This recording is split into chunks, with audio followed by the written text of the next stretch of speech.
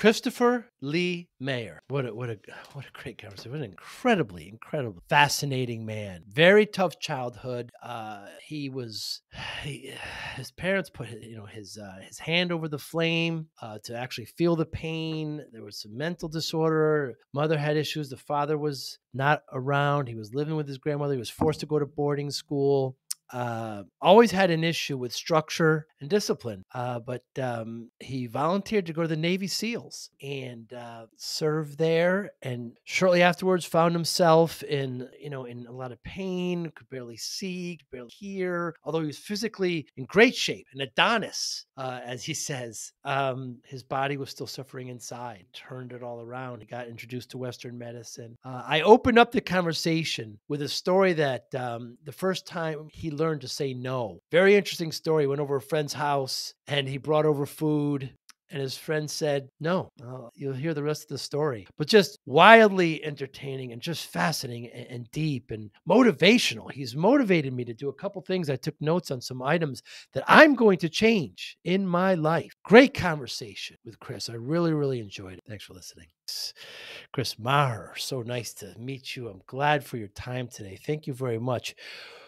Where and when did you learn how to say no?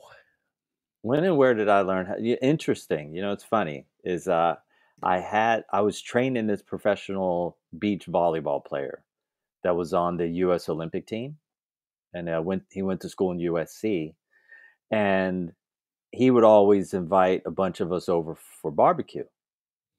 And so I'd go over to his pad, we'd hang out, be laughing, watching stuff, just having man time, right?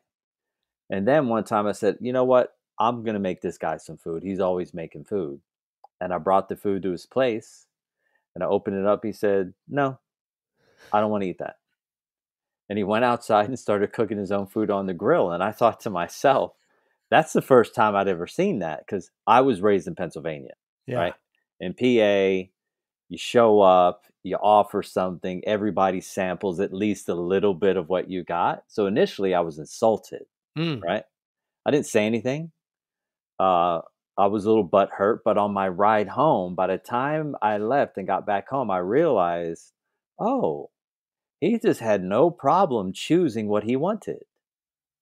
And then I thought, where did I pick up that habit of taking food that people offered me or other opportunities to do things that I didn't really want to do? And I realized I'd been doing it my whole life. I was always over adapting. And I said, oh, this cat, he's uninterested in over adapting.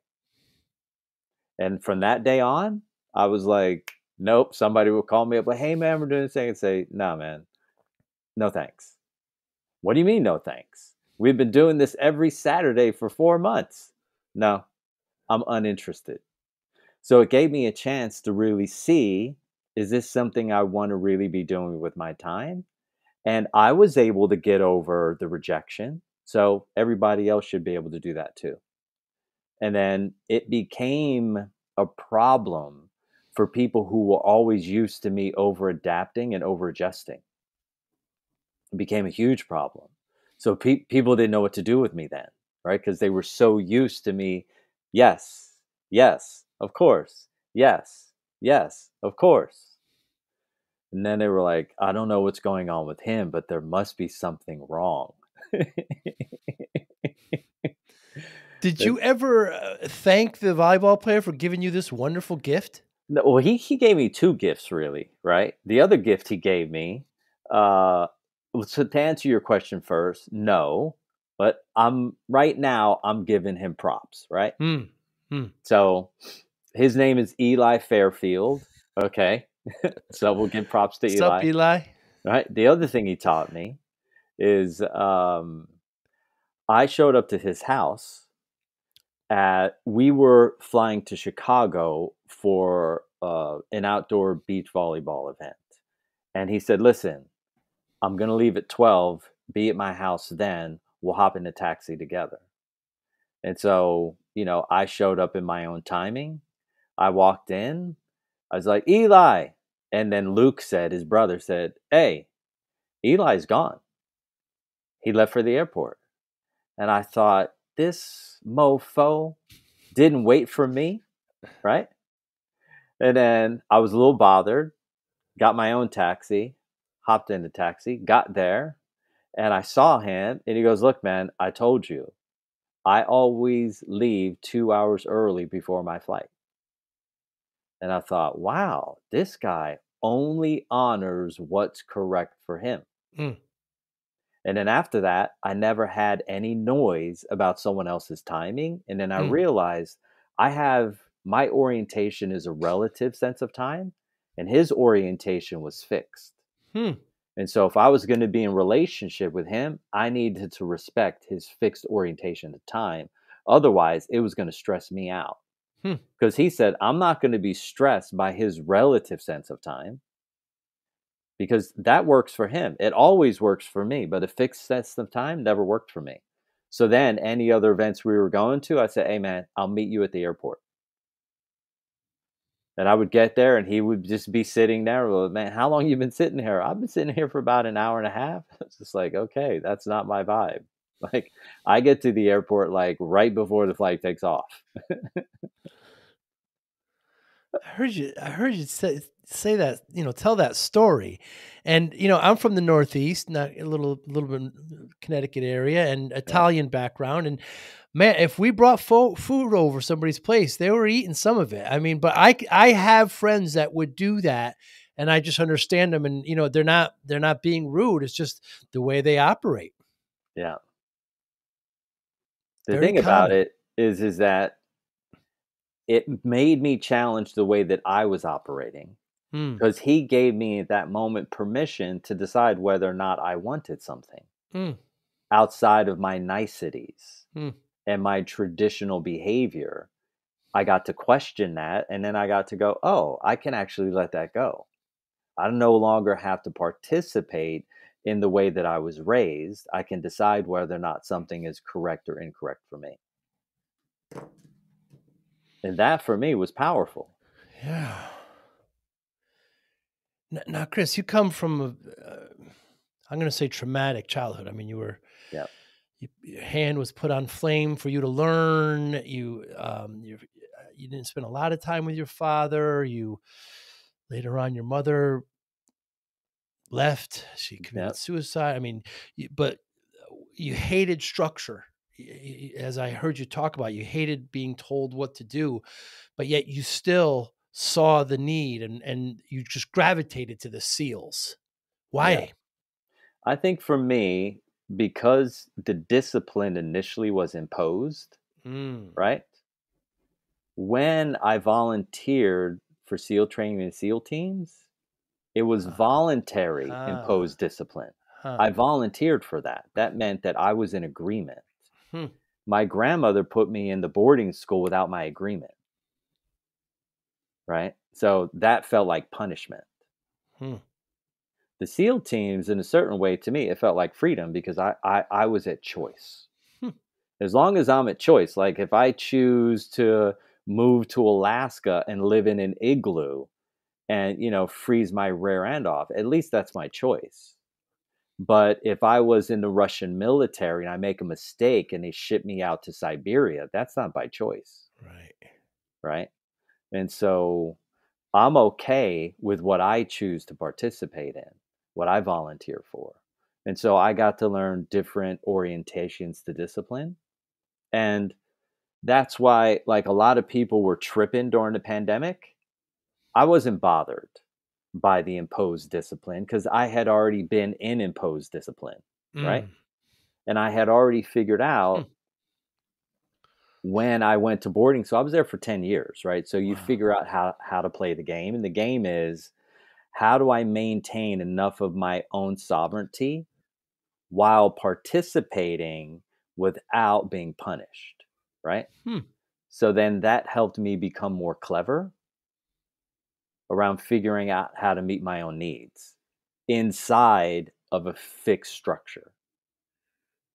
And so then I took myself to Eastern Europe, where they basically had no rules or regulations around COVID, while people over here, right, masked up and acting wild and doing their thing. Look, I respect everybody's choice, the people, I was in Croatia and no one had a mask on. Wow. Okay. Now we had to don a mask when we entered the airport, but the second you got out of the airport in Albania, no one was wearing a mask. When you got out in Slovenia, no one was wearing a mask, right? And you got out in Romania, no one was wearing a mask. So people were just living their life as usual, right? And of course, if you look at those countries, they have very low deaths. Not Right. that I want to get into a COVID Certainly. conversation, but the point of that for me was that the moment that I heard like, hey, we're on lockdown, I thought, okay, well, how can I participate in a way that actually works for me? I can Mm. be on the plane, I can respect other people's choices in public, and I can be myself in private, but I need to have some flexibility. So I thought to myself, man, who do people really not care about, right? Well, what people who are sick, right? People who are overweight and fat, people who are old, and people who are poor. Huh. So I initially had the instinct to find the poorest countries in the world, and that's where I lived during COVID because I Wow. knew no one was going to be bugging poor people because the world doesn't care about poor people. Hmm. But if you went to all the wealthy countries in the European Union, oh, they were all masked up. The regulations were everywhere. There were, there were enforcers, but there were no Interesting. enforcers with poor people. Nobody gives a shit about poor people Huh. because they don't make money off poor people. So I got to live that experience in freedom. Tell me more about that experience, Chris. What was it like being in those countries during Oh, it was great because I got to stay in five-star hotels for literally pennies on the dollar. Right. There was Right. no one on planes. You know what I mean? It was like it was good. It was just like, oh, I go to the airport. There's six people here. No lines. No nonsense. It was like this is fabulous. It's an incredible idea. Eh, But when you enter the SEALs, if I go back to that, Chris, I mean, explain to me your relationship with pain and discomfort because there's certain you have to. I mean, you're in the cold plunges. I mean, you're not cold plunge. You're in cold water. I mean, you're just exposed to this. I mean, you have to really retrain your mind on how to deal with discomfort and pain during being a SEAL.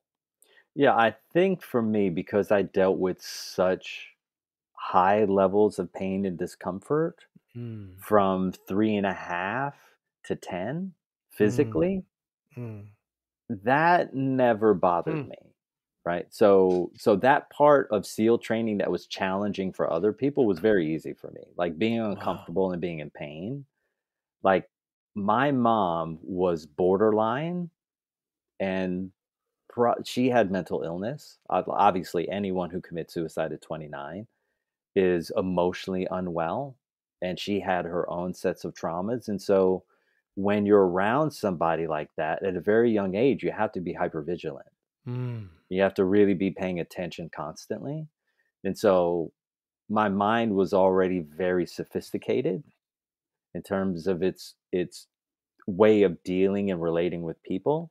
And then my body was so used to anxiety, okay, that anxiety had become part of my construct from a wow. very young age. So until I got out of anxiety, I never even knew that I had it. Huh. Okay. And so I could deal with really big waves and really cold water because I was used to always living on the edge. Wow. And then physically, my hands being burned. And my mom, she was the type of mom, she wouldn't spank you on the butt. She'd punch you in the chest. Do you know what I Jeez. mean? She would get a belt and beat you with the buckle, right? Because, she had low tolerance for mistakes. And I think she really thought that she was keeping me safe.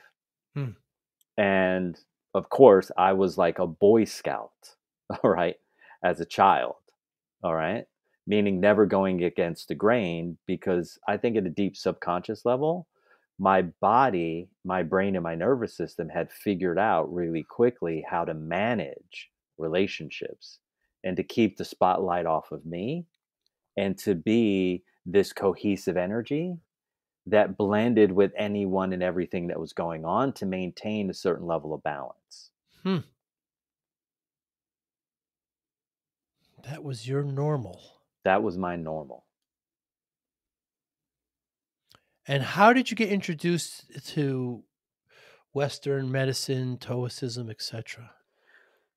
Once I started opening up my body, like the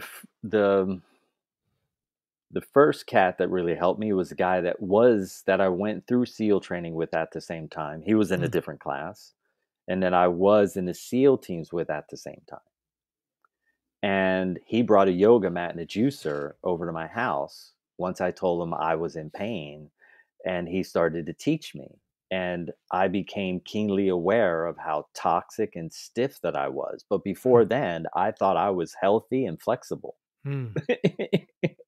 Like, think about that. I'm running around with a mindset that I'm healthy and flexible. And in literally 3 hours, I realized that I'm toxic and inflexible. Wow. And that was probably that day too. You have these moments in life where you're at a crossroad. You don't even know you're at a crossroad. And then Huh. suddenly everything changes. That was that day. Same thing with my friend Eli. That was that day. And once I started to get rid of some of the toxicity, my brain started functioning better. My body started functioning better. My energy started functioning better. I started to look everywhere I could to see if there was anything that could bring me more relief. Wow. And so then I went on a search and I spent all my time, all my energy, and all my resources. So basically, I worked, I took that money, and then I paid other people to then focus and work on me. Huh. And I did that for, 7, 8, 9 years straight Wow. with no break, just totally focused on getting healthy and well. And I got to get all my vision back. I got to get back all of my hearing. I Right. got to rid myself of every bit of discomfort in my body. I got my bowels to work correctly again. I began sleeping all the way through the night. No more urination, no more prostate issues. Like, all of that stuff resolved. And the only thing that I did was simply detoxify all the chemicals that were in my system, detoxify all of the excessive cholesterol, all of the kidney stones, all of the fat in my excessive fat in my liver. I just detoxed. And then I detoxed my structural body of excessive amounts of tension and structural distortion. So all the pain at every joint was gone once I got on the other side of that. And then once my organs healed and my structure healed, my sense organs went back to normal. Wow. Because my sense organs, the problems that I was having there was only a reflection of the distortion and the saturation of toxicity in my Huh. structural body and inside of my physiological organs. Once they came online, then my senses returned. Wow. Yeah, like my vision is excellent. All my peers my age, they wear glasses, right? I had a woman in here this week that I'm working with who's got on a hearing aid. Huh. Okay. I'd already been reading people's lips at 29. And so the body, I think what wants to be heard is that Wow. right now between us, is that the body has the ability to heal itself. Yet if Mm. I refuse to put it in a favorable position, it's impossible for it to do its job. Uh, So I spent a lot of time putting my body in a favorable position, and then my brain and my nervous system put it right back together as if I never had those problems, as if my hands had never been burned, as if wow. I never went through SEAL training. Very interesting story. I got invited to Las Vegas to meet this couple who wanted to do some interpersonal relationship work.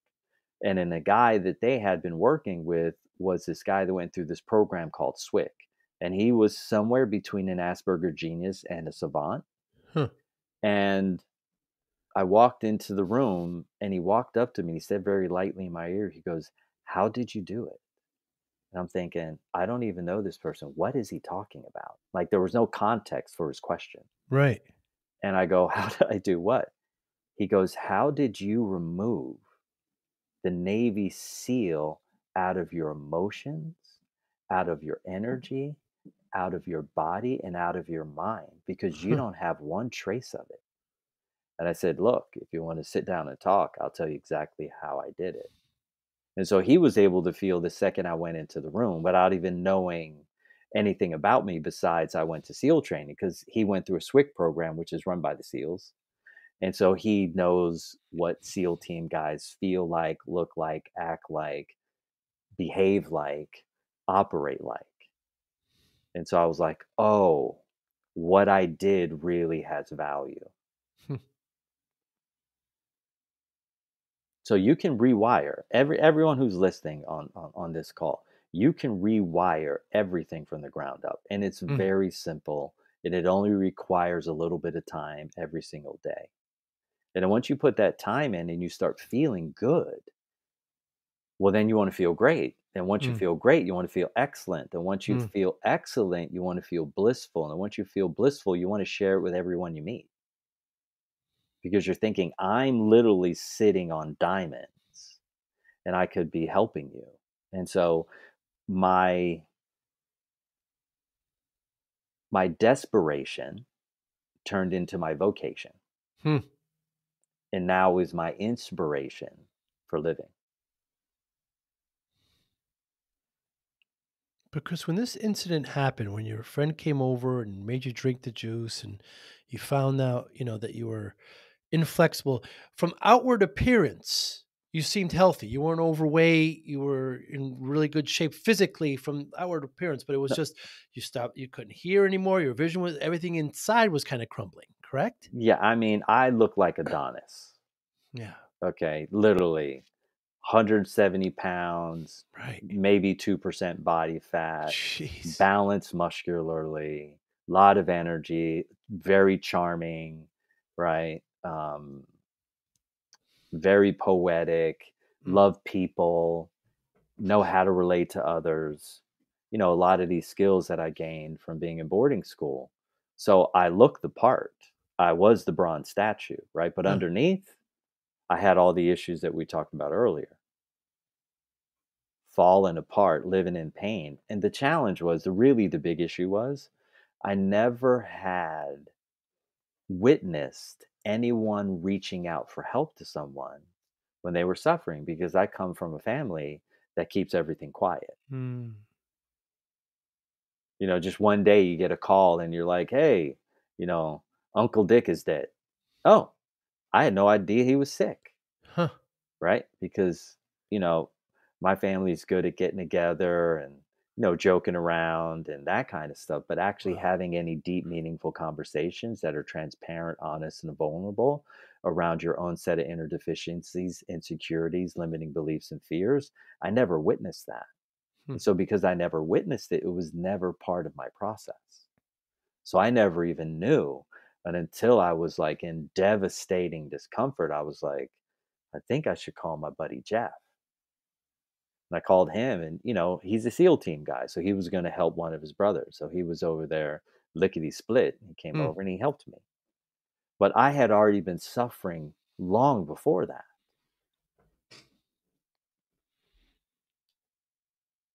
What's strama? Strama. Strama is what almost all humans suffer from. And that's stress plus time that eventually equals trauma. So when you look at trauma, most people look at it as like a one time event, right? You're in a car accident, um, you're a football player, you hit head to head, you're a basketball player, you come down on your ankle incorrectly, uh, you're a business owner, and one of your partners steals all the resources in the company, like these traumatic events, right? And so most people move along through the world and they think, well, I don't need any help because I don't have any trauma, because they relate it back to a one time event. But what's interesting is trauma is your daily accumulated stress that gets so high that your body recognizes it as trauma. So stress plus time that turns into trauma. Mm. So it may take you 48 years to get there, but one day you're going to bend over to tie your shoe, and one of your disc in your lower lumbar is going to come separated. And then you're going to be on the ground or in bed for 3 weeks. And, 6 months later, you're looking for open back surgery. Hmm. Well, that was stress plus time. Or the other way that could have happened is you could have been in a traumatic car accident, right? That's a one-time event. So you can either get there in 5 minutes or 10 seconds, or you can get there in 48 years. Yet we know that strama is eventually coming for you. Mm. And it came for me quickly because I had such high levels of stress and tension and distortion at a very young age. So then the hearing starts going at 29, the vision is going at 31, body needs a full-blown hip replacement by 33, because my life experience was compressed with massive amounts of tension and stress. So my strama and my trauma created an exponential response. And thank God that it did, because I had the energy at a very young age to turn all this around and begin to investigate to figure out, how does one put themselves back together, Mm. right? If this would have showed up at like 68, I might not have enough energy. I might not Right. have enough ambition. I might not have enough mental prowess to be able to figure out how to dissect and then reverse engineer how this all came together. And Mm. then you and I wouldn't be on the call because I wouldn't have any value to add to society. Mm. And so, fortunate for me, I was in a pressure cooker. And Hmm. this all unraveled at a very young age. Because then I got to spend the last 25 years figuring out how to reverse engineer and create a very successful algorithm to bring anyone out of a high stress state into an immediate state of peace and calm. Hmm. What's true body intelligence? Well, I mean, I like things that are literal because I like simple, practical solutions. So, true body intelligence, one, is true. So, truth, every element, every characteristic that you can think about is associated with a specific organ. The lungs are associated with truth, but the lungs are a physical organ. In traditional Chinese medicine, all of the energy begins with the lungs first. And since the lungs are the first organ, makes sense. You come out of the womb, they separate you. What's the first thing you got to do in order to keep living? You have to take a breath, Hmm. right? So it begins with the lungs. Everything begins with the lungs. Everything begins with your boundaries, your orientation to truth, your ability, your guttural instinct around what steps you should take in your life. So I started with true.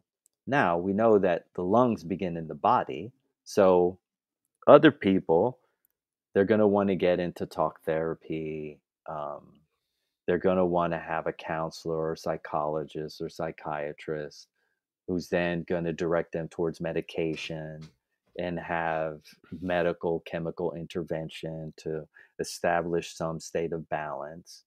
And so for me, I know from my investigation that every single human's body is absolutely out of balance. And whether they're a high level professional athlete or they're a low level couch potato, right? It's the exact same.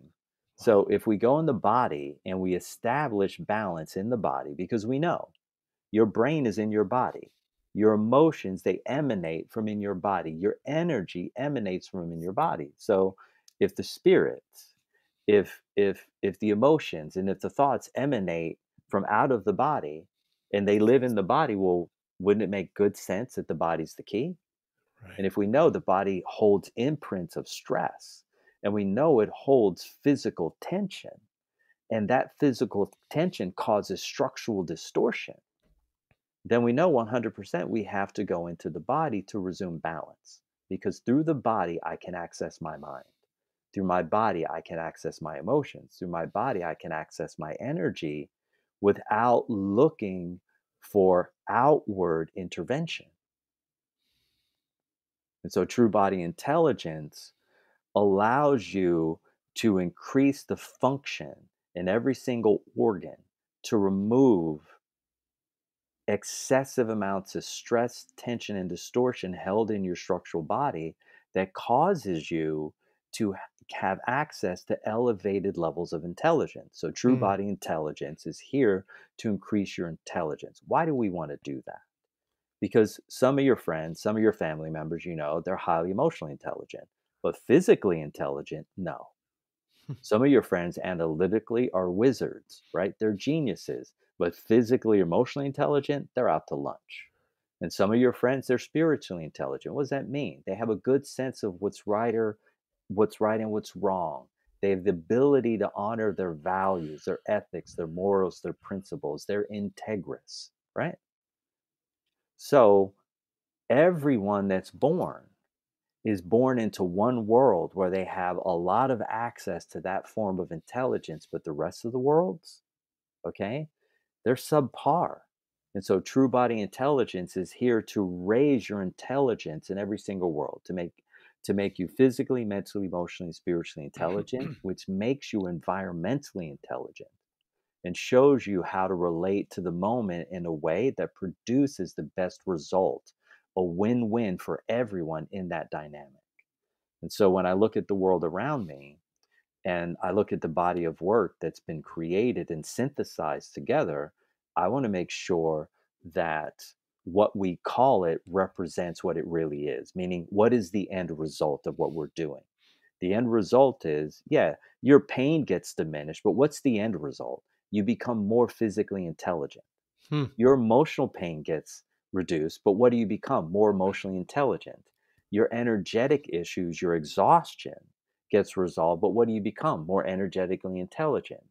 Your brain fog gets resolved, but in the end, what do you become? More mentally intelligent. And so the work is true because it goes through the body to raise your intelligence. So if you're a parent and you're listening and you want to have highly intelligent kids, they're able to move into the world and have a massive amount of success, not only financially, not only mentally, but also emotionally and spiritually, true body intelligence is a no brainer.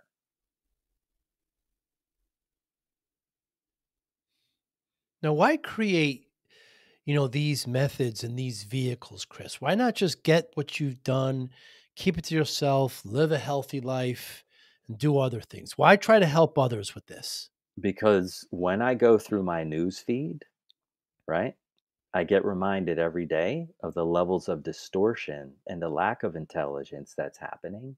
Uh, And because I'm constantly looking at the mirror outside of me, it's a motivator that reminds me to stay present in what's most important, which is service. So the boarding school that I went to is named Milton Hershey School. And the founder of that school is named Milton Snavely Hershey, right? And so he left a bunch of money in a trust, okay? And that school now devotes itself to over 2,000 children every year to educate, to clothe, to feed, to give them opportunities to learn how to relate, to be successful, and to build their character so that they can move into the world and create a life that is extraordinary.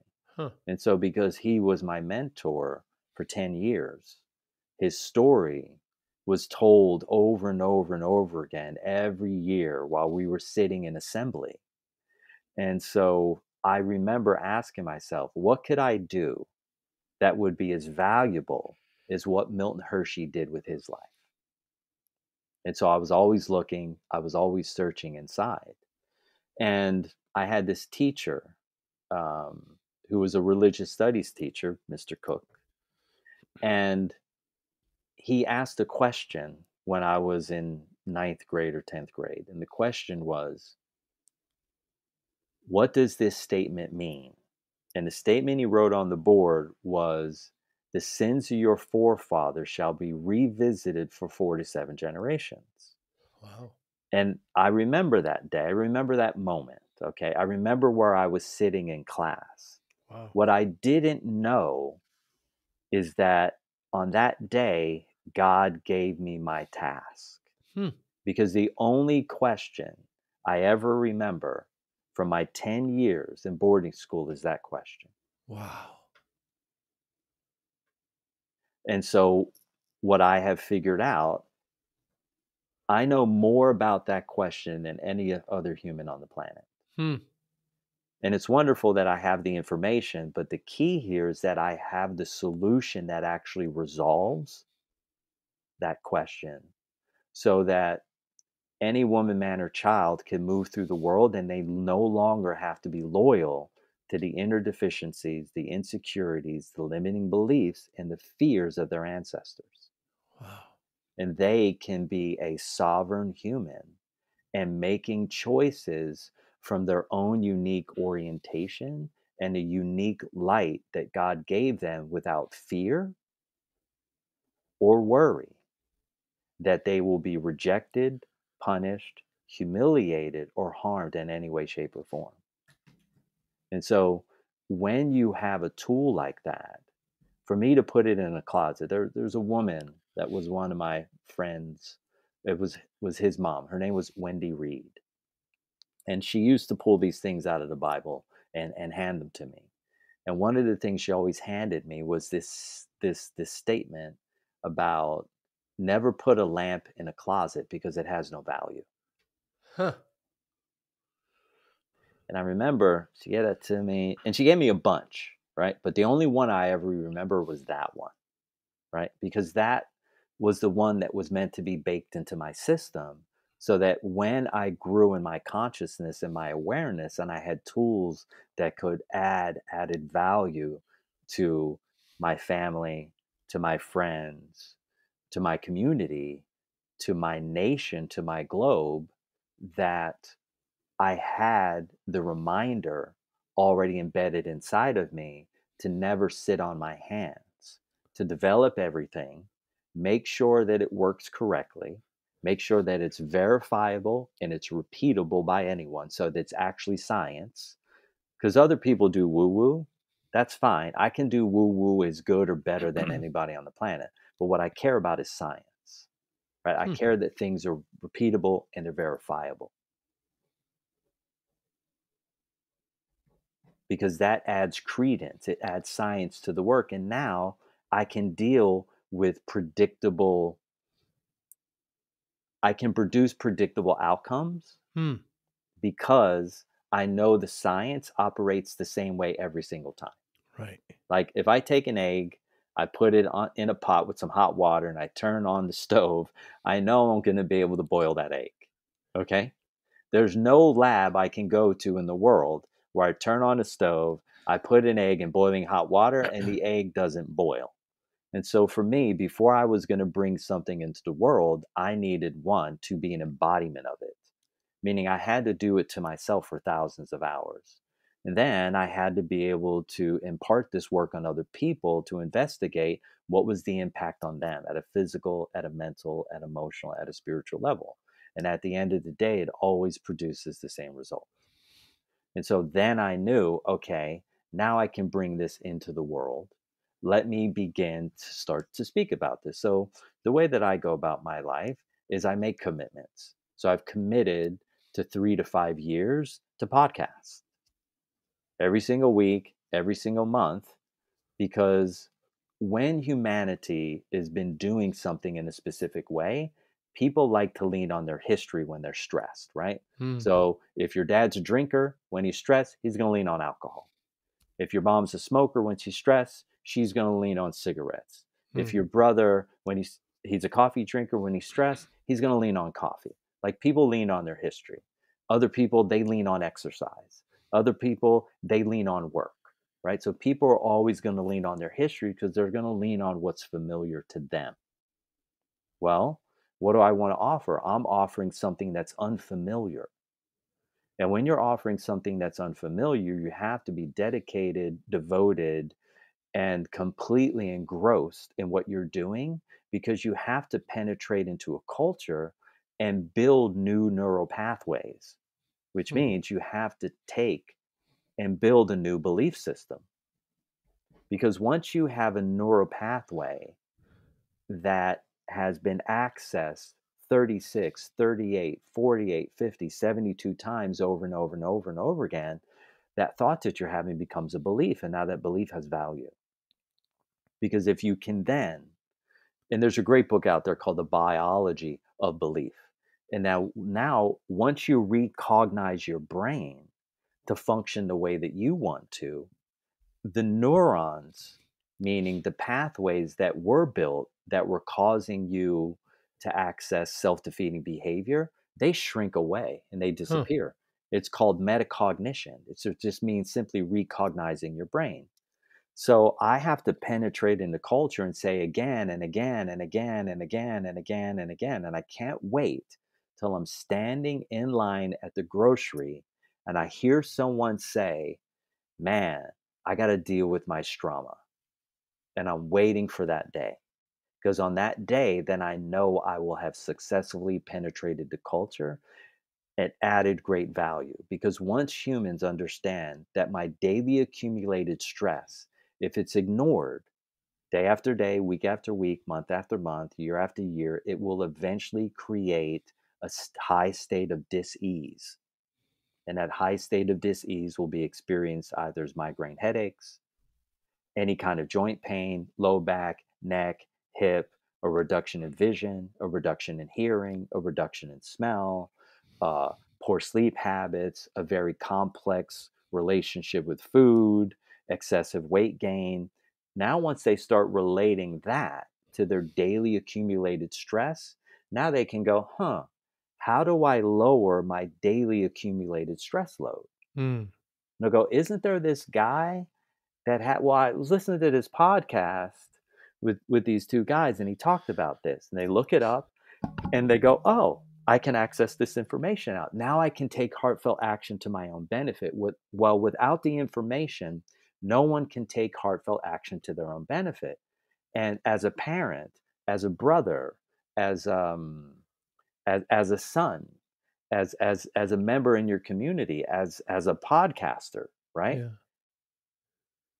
The issue isn't what you know. The issue is the information that you don't have that disallows you to take heartfelt action to your own benefit. So I'm going to stay committed to saying the same things over and over and over and over and over again until you're sitting down one day having a conversation about trauma or Hmm. daily accumulated stress or lifetime accumulated stress.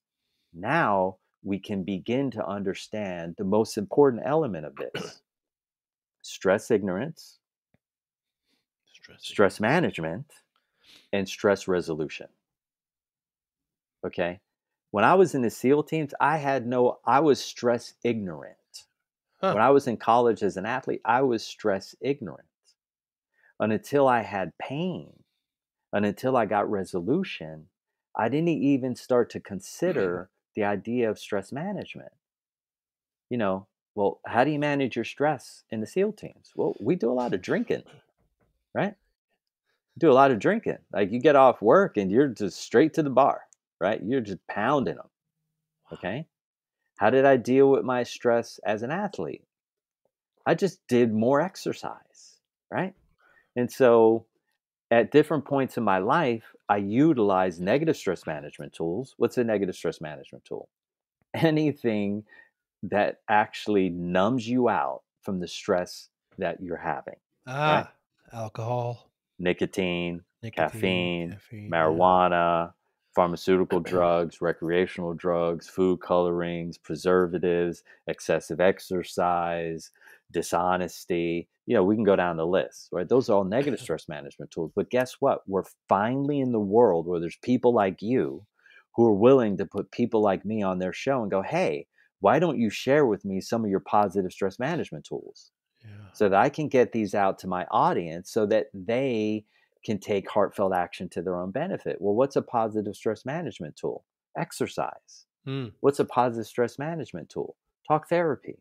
What's a positive stress management tool? Meditation. What's a positive stress management tool? Eating whole food, Hmm. right? What's a positive stress management tool? Consistent sleep patterns. What's a positive stress management tool?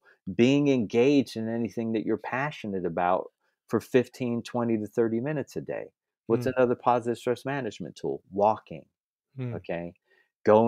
Taking a breath work class. And guess what? When I was in the SEAL teams, this stuff wasn't accessible in like the early 90s.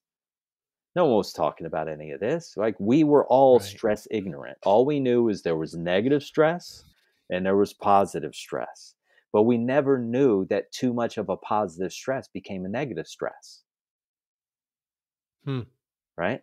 Well, it's nice to know that you have stress, but the question is, can you investigate, or are you willing to be honest with yourself and look and go, wow, I have all these negative stress management tools. Well, what would happen if I just simply slowly uh, stopped using those, right? If I bled myself, if I stepped away from utilizing those, now well, I have a life. I'm not using any negative stress management tools. Now I can start adding some positive stress management tools. Well, look, if you only have 15 minutes a day, that's fine, right? If you spent 5 minutes on meditation, you did 5 minutes of intense exercise, and you did 5 minutes of deep breath work, you'd feel great every day. Wow. Yeah, you certainly would. Everybody thinks you need to go spend an hour. Nonsense. I don't have time to spend time for an hour. Hmm. I'm devoting my life to helping people grow. I don't have an extra hour to go to this class and 45 minutes to go do that or this. I get all my stuff done in 15, 20 minutes. I'm not going to be at the gym squatting 300 pounds. I'll get in the room. I'll knock out 30 sissy squats. I'll knock out 50 push ups, Huh. 50 sit ups. I'll do, 10, 15 minutes of stretching and some breath work. I'm done. I don't need more than that to be healthy, okay, and to be present, to have a strong structure, a flexible body, be emotionally grounded, have a quiet mind, and be of service to everyone I meet. I only need 15, 20 minutes. Anything more than that is entertainment, Mm. right? For me, it's entertainment. So I have a body. Sure, my body looks nice, right? Yeah, my body's strong. My body's fit. My body's flexible. Do I need to run a marathon? No, because I already went through the part of your life to push yourself to feel the value of discomfort. So I know Mm. the value of discomfort, but now I know the value of comfort. So I want to live a life where I'm moving forward in comfort, because the old paradigm, the old idea is you need to suffer in order to grow. And it's absolute BS. Mm. I ran that game. I know its limitations.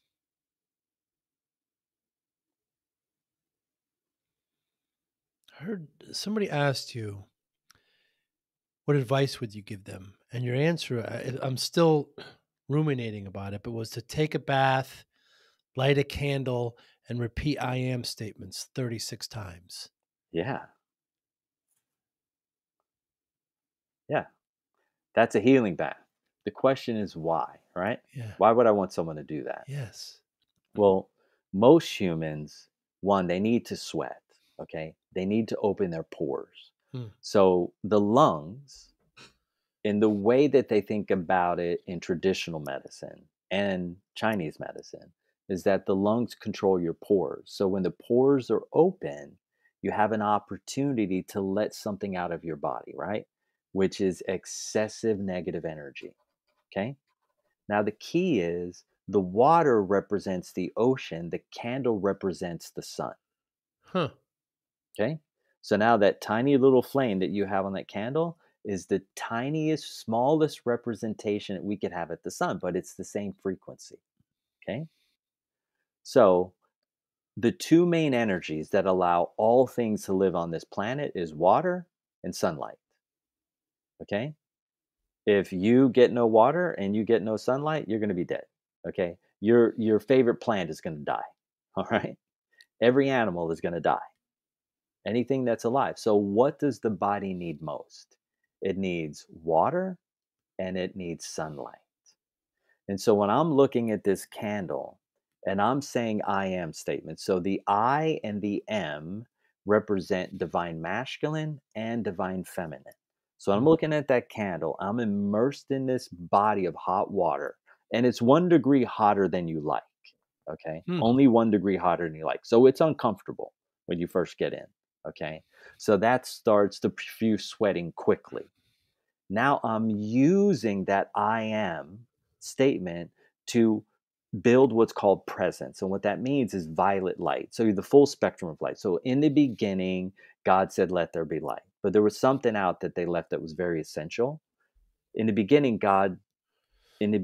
love said, let there be a structure that I can drive love through. Huh. Okay. Because all the value was put on light in the good books, they forgot to put the value on love. Mm. And that light allows us to create information. That's what light carries. It carries information, carries knowledge, carries data. With that information, we create structure. With those structures, we're able to drive love through those structures to feel purpose and value.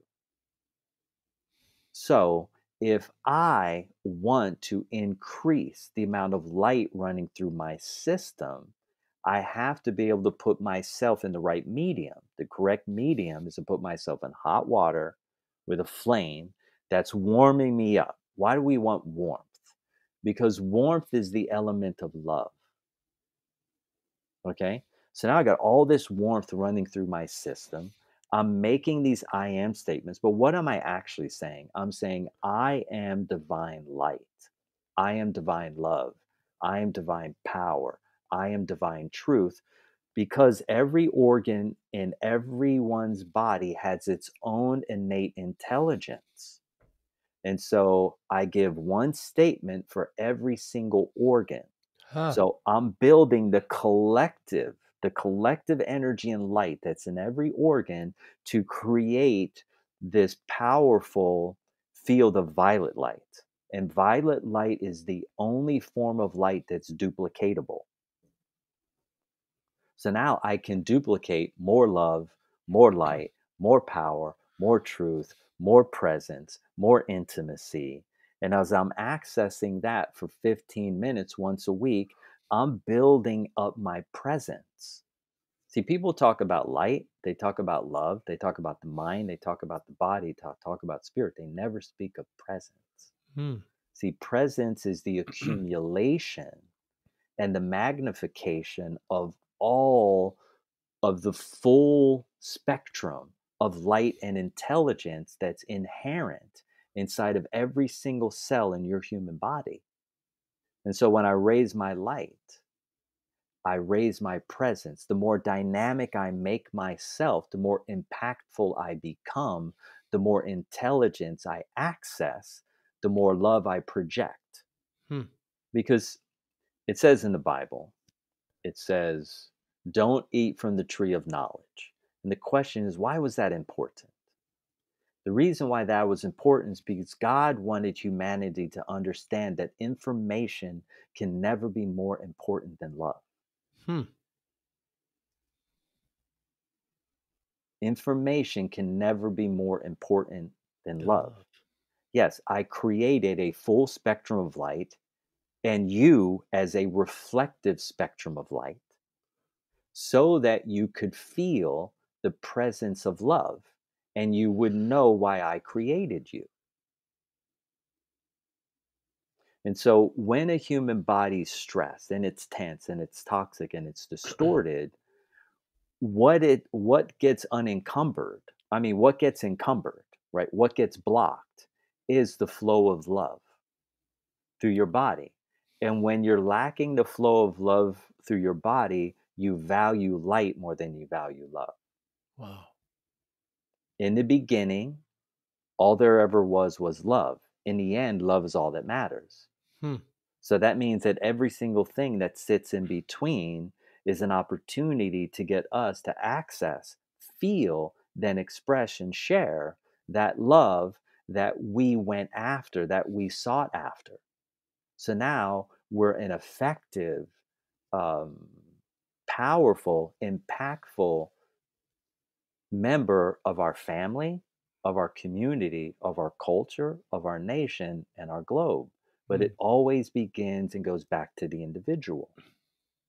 And so true body intelligence, to answer your question, was inspired by everything that I have learned and has been imprinted on me since I was a child to add good value and purpose and impact to those lives that are around me, because everyone is my brother and everyone is my sister.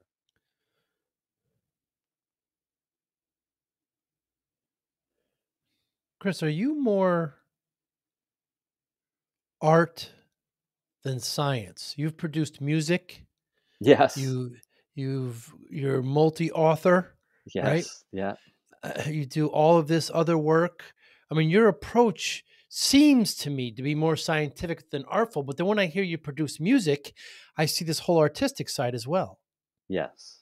Yes. The music for me has always been like, I have my piano in my living room, and there's years where I never touch it, right? Hmm. And then in the last 10 days, I've been on my piano every single day, two or three times a day. And the way that I go into the world, the way I go about my business is I have experience after experience after experience. And then when I play music, it all integrates, Uh, right? I take all of that information, all of those experience, all that data, and I transform it into emotion. I transform it into feeling, because it's the feelings that give people inspiration to take a small risk. Like to buy my book, it's a risk, right? Well, it could be a waste of $35, right. right? But I live in Los Angeles. If you want to get a good burger, it's going to cost you 25 bucks, right? Yeah. So I think my book is worth as much as a burger and fries, right? I think so too.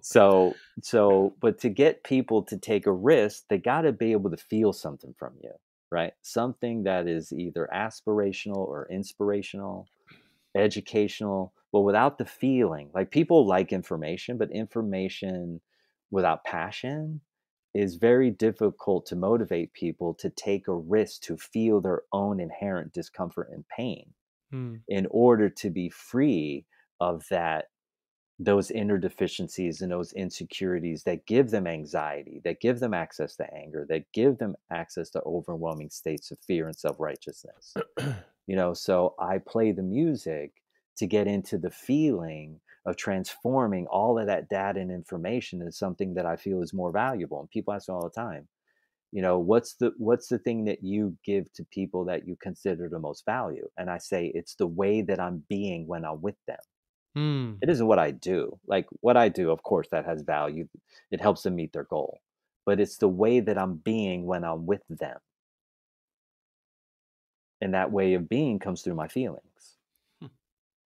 And so for me, music is a way for me to touch, to experience, you know, the Hmm. possible the endless possibilities to feel love and emotion. Like I can sit at a piano for 8 hours straight Wow. and play 8 hours straight. And I love it. And it fills me, it fulfills me.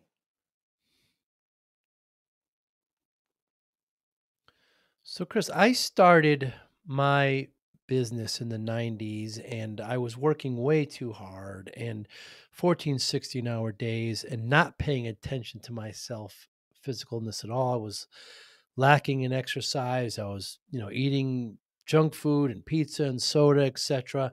I got myself up to 340 pounds. Wow. And the doctor said to me at just a routine checkup, if you don't lose this weight, you're never going to see your daughter graduate. My daughter was just born. So I spent the next 7 months, changed everything I did, obviously, and I lost about 130 pounds. And I kept it off. People, when they lose weight, they look at it as a finishing line and then they gain it back. And, it's just a permanent change you have to make in your life, very similar to what you did. But when people ask me how I did it, they just want these, quick answers. How'd you do it? What's your secret? And my one word answer always, Chris, is discipline. That's how I, Yeah. I got it off. I got focused.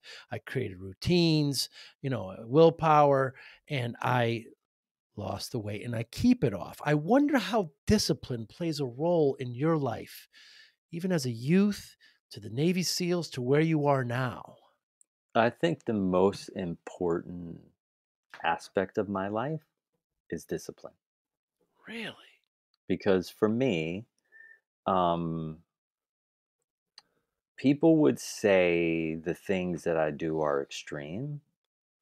I would say that I'm unwilling to ignore science. So if I find out through credible research that something's terrible for me, then I'm going to stop doing it Mm. because it makes no sense to me to keep doing something that's harmful.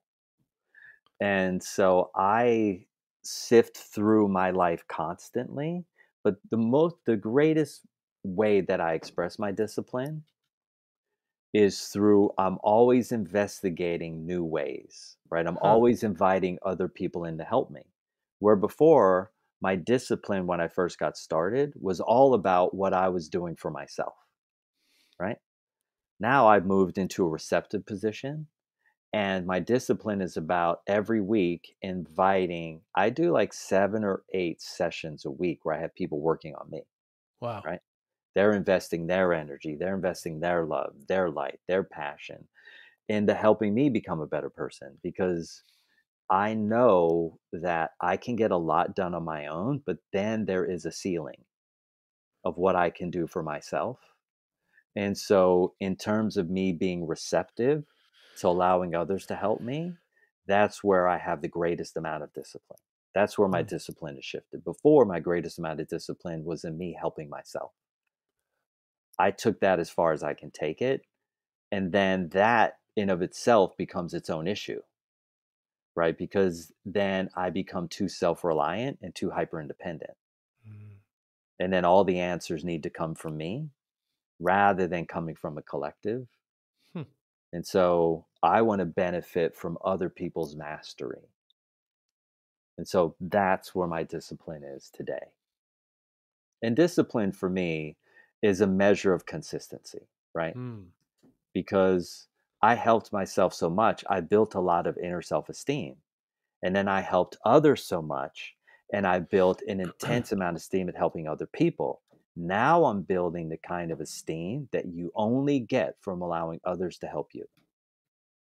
So there's 3 forms of esteem: Hmm. what I can do for myself and how I honor my word to me, what I can do for others and how I honor my word to them, and what I allow others do for me and how I honor my word to myself and them simultaneously.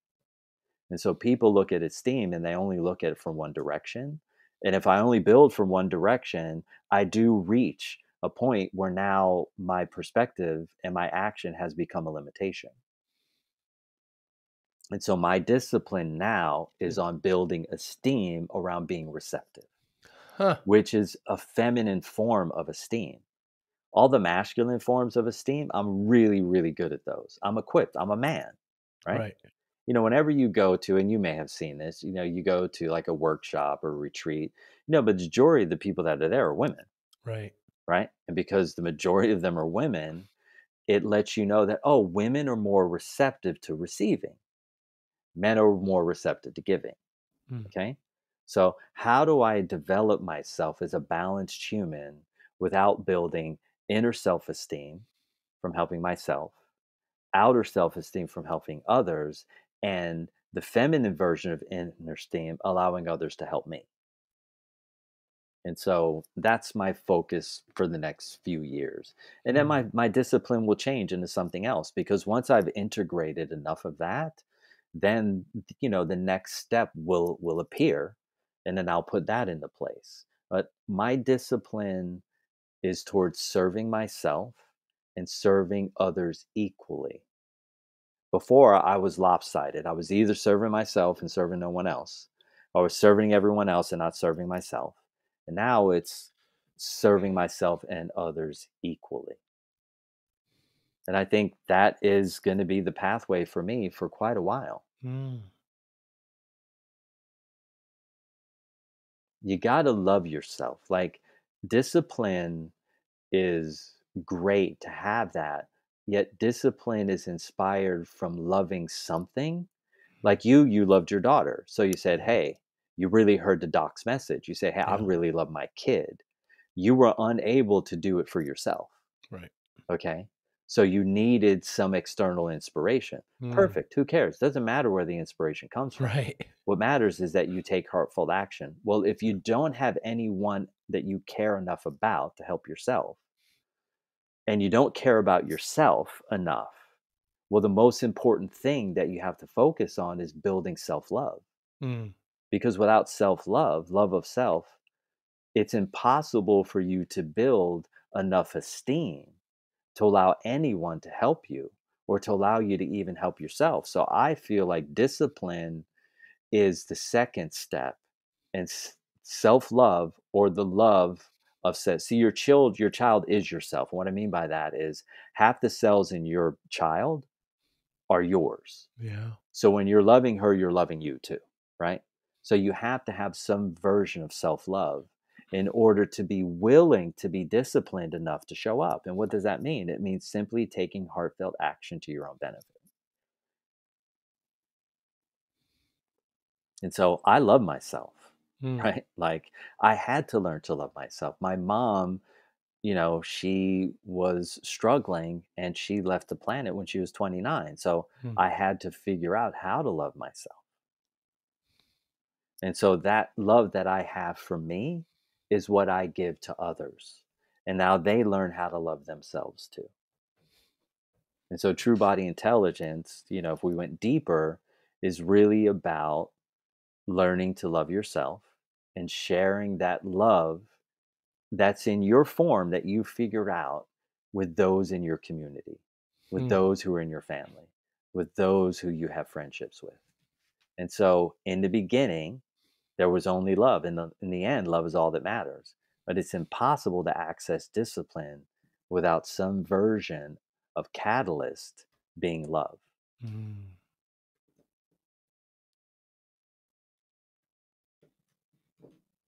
Christopher Lee Maher. What motivates you? Ooh, what motivates me?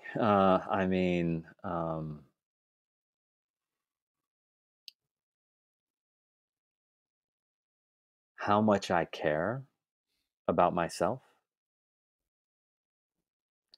how much I care about others.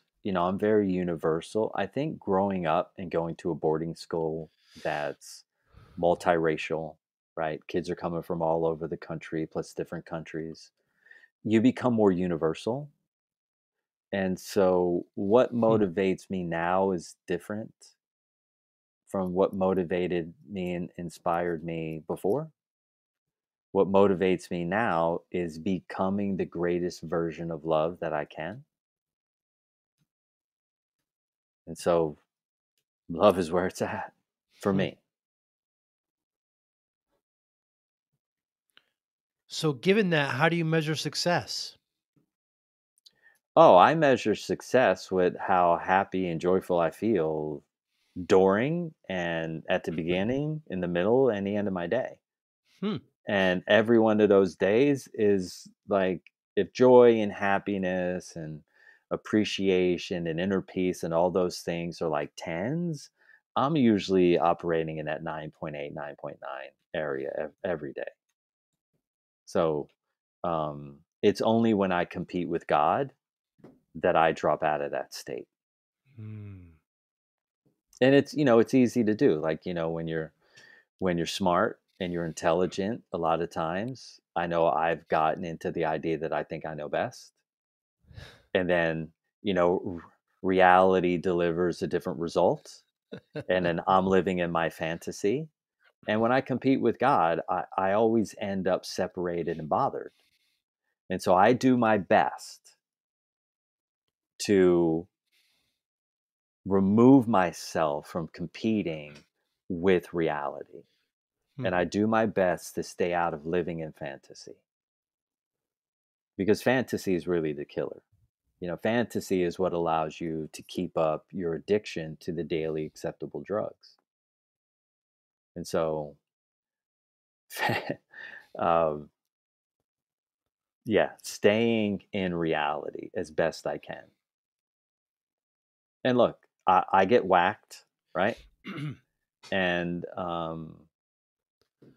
and then I get clear, and then I let go of my false projection, and I get in line with what was delivered in reality, and I move on to the next experience with that lesson. Yet as I age more and more, I'm unwilling to like compete with what's going on. I want to, Mm. okay, this is what's delivered. Let's deal with what is. Be where be where your feet are. I'm a football fan, and I'm, from Philadelphia, born in Philadelphia.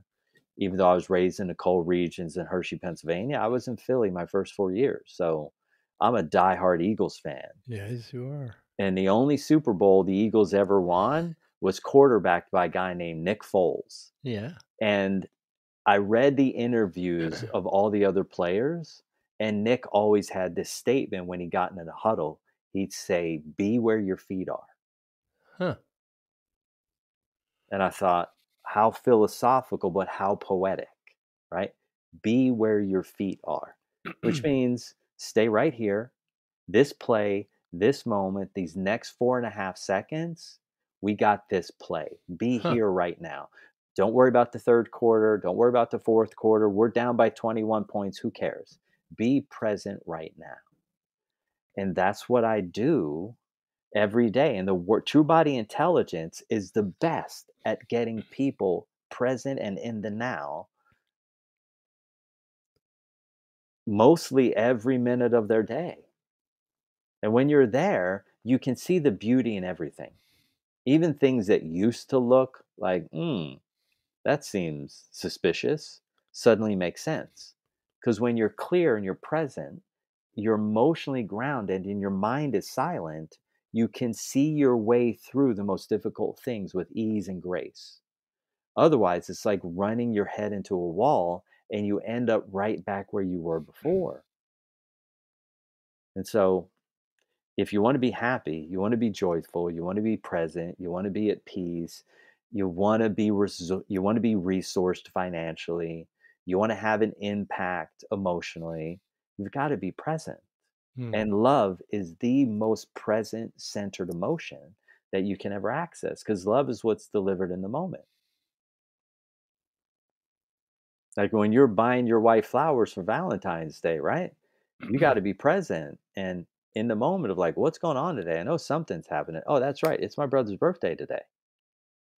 Let me send him a short text, or let me send him a joke that'll make him laugh, or let me remind him of something we experienced that reflects how much I care, value, and appreciate the person he is.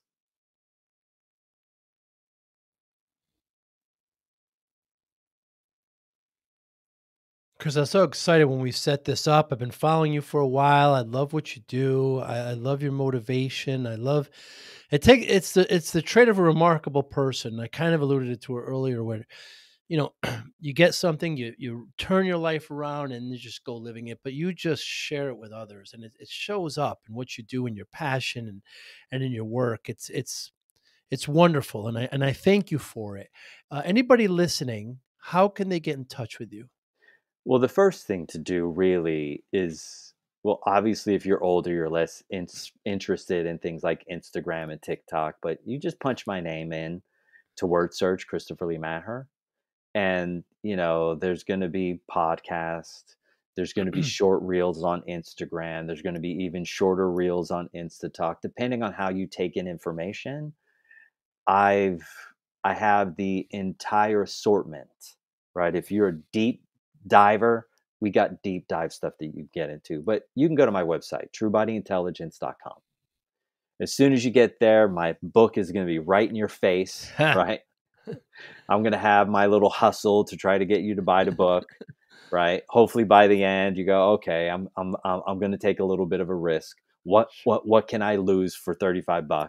Right. And I have an audio version of the book, and I think that's the best way to really get educated on your lifetime accumulated stress load, your daily stress load, because once you understand something, it's easy to take action. But when you don't understand something, it just sounds like more information, or it sounds really overwhelming. Like, I don't know if I can make this life change. So go to truebodyintelligence.com, go to Instagram, punch in my name, Christopher Lee Maher, go to TikTok, same thing, go to Facebook, punch in True Body Intelligence.